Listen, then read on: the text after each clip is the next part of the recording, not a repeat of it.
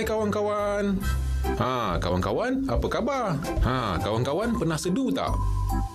Sedu ni berlaku apabila ada angin memasuki peparu secara mendadak atau mengejut, menyebabkan epiglottis tertutup, lalu membuat kita keluarkan bunyi hik, seakan-akan tekak kita tersekat.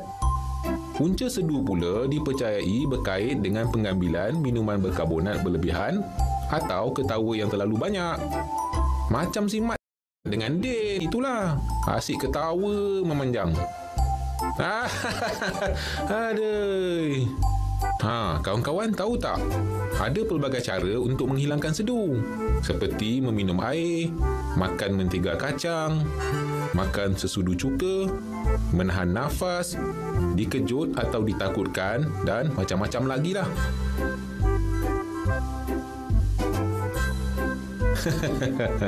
Baiklah kawan-kawan, jumpa lagi di episod yang akan datang. Bye. Alamak,